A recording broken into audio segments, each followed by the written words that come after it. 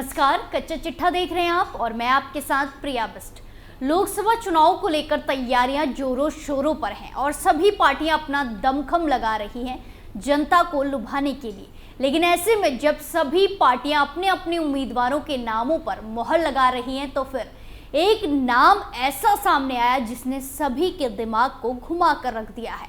Cricket की pitch पर अपना लोहा मनवा चुके क्रिकेटर पर अब क्या बीजेपी दांव लगा रही है? ये सवाल इस वक्त सियासी गलियारों में जोरों के साथ उठाया जा रहा है।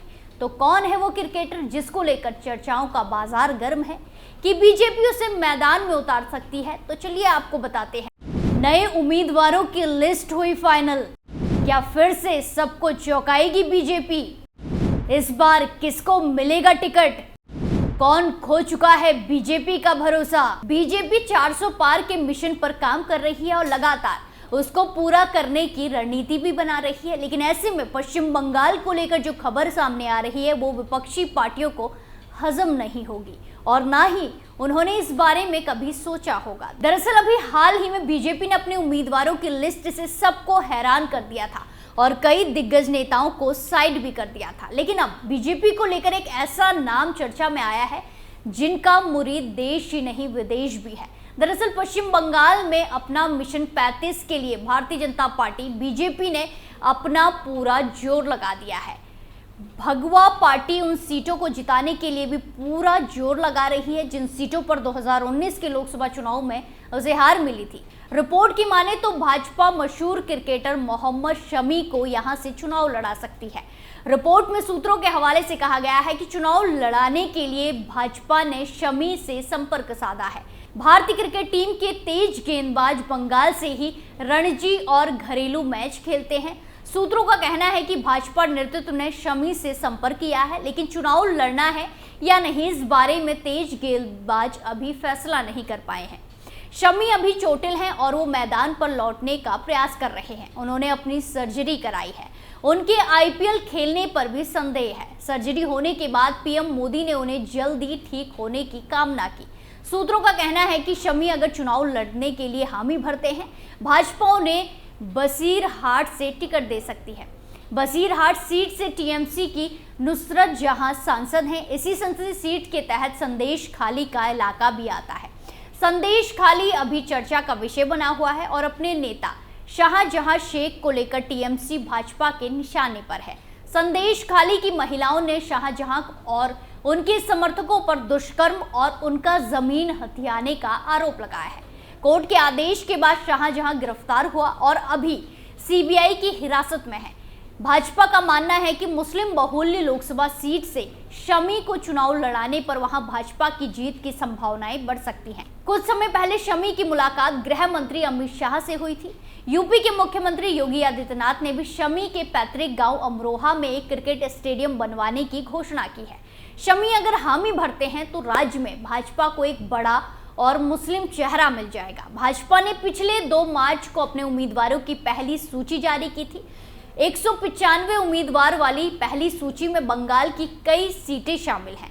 इस सूची में बसीरहाट का नाम नहीं है। वहीं अगर संदेश खाली की बात करें तो संदेश खाली को लेकर पश्चिम बंगाल की सीएम ममता बनर्जी की जमकर बेइज्जती हो चुकी है। पश्चिम बंगाल के उत्तर 24 परगना के संदेश खाली के बादशाह कहलाने वाले शेख शाहजहां को अदालत के निर्देश पर अपने कब्जे में लेने के बाद सीबीआई की टीम संदेश खाली में पहुंची। उनके साथ बड़ी संख्या में सेंट्रल फोर्स के जवान भी मौजूद थे। उनके साथ ईडी के 2 अधिकारी और एक फॉरेंसिक टीम भी है।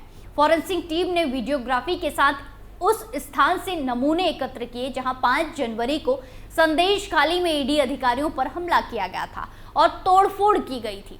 फॉरेंसिक के सदस्य शाहजहां के घर के आसपास के इलाके में जाकर वहां का स्केच बना रहे हैं। अलग अलग पलों को कैमरे में कैद किया जा रहा है। उनके साथ ईडी के 2 अधिकारी भी थे।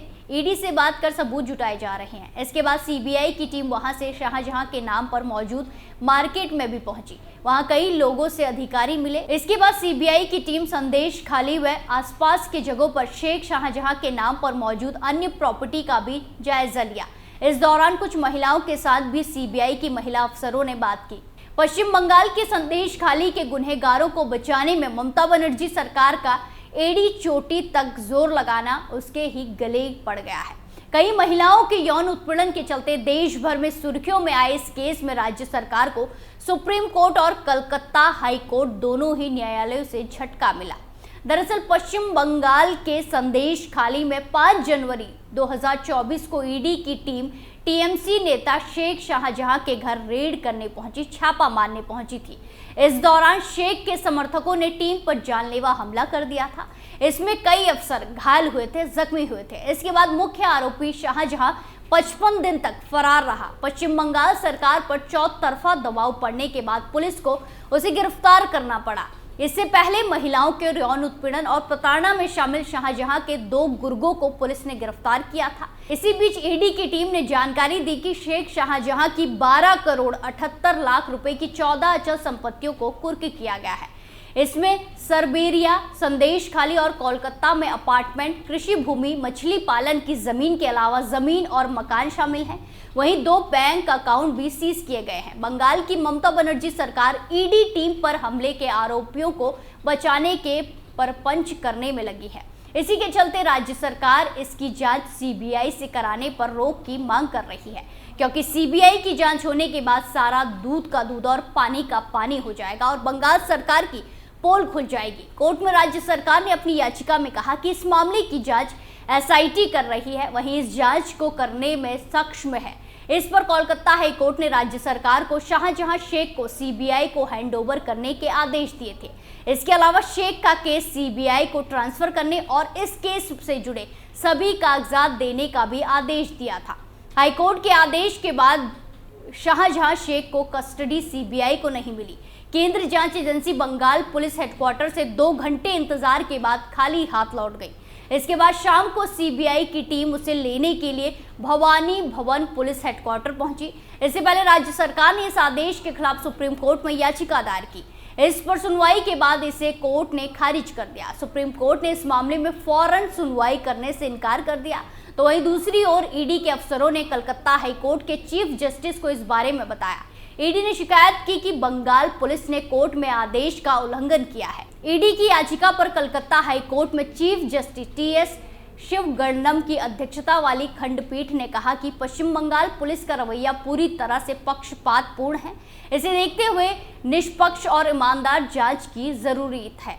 हमें ये मानने में कोई हिचकिचाहट नहीं है कि राज्य की एजेंसियों से निष्पक्ष जांच की उम्मीद नहीं है। कोलकाता हाई कोर्ट ने आगे कहा कि बंगाल पुलिस आरोपी को बचाने के लिए लुका छुपी का खेल कर रही है। आरोपी राजनीतिक रूप से प्रभावशाली व्यक्ति है, वो बंगाल पुलिस की जांच को प्रभावित कर सकता है। दरअसल कलकत्ता हाई कोर्ट ने ईडी की सीबीआई को केस ट्रांसफर करने की याचिका पर फैसला रिजर्व रख लिया था।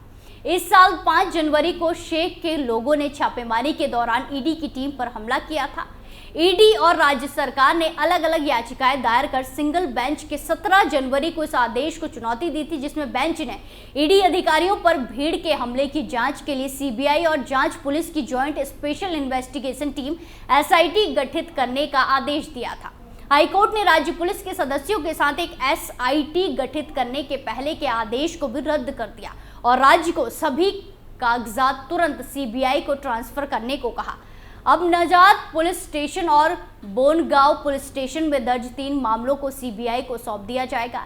इसके अलावा शेख पर अलग अलग अपराधों में 42 से ज्यादा मामले दर्ज हैं। शेख को ईडी की टीम पर हमले के केस में 29 फरवरी को नॉर्थ 24 परगना के मीना खान इलाके से गिरफ्तार किया गया था। फिलहाल शेख शाहजहां अभी 10 दिन की पुलिस रिमांड पर हैं। अब देखना ये होगा कि जिस संदेशखाली को लेकर माहौल इतना गरमाया हुआ है, वहां पर क्या बीजेपी मोहम्मद शमी को टिकट देगी? आपका क्या मानना है कमेंट करके जरूर बताएं। कच्चा चिट्ठा में फिलहाल के लिए इतना ही। बाकी तमाम खबरों के लिए देखते रहिए कैपिटल टीवी। नमस्कार।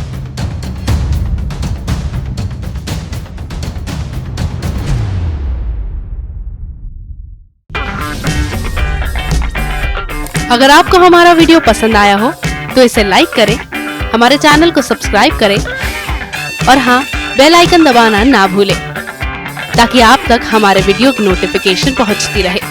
आप अपना सुझाव हमें कमेंट बॉक्स में दे सकते हैं। हमारे साथ जुड़ने के लिए शुक्रिया।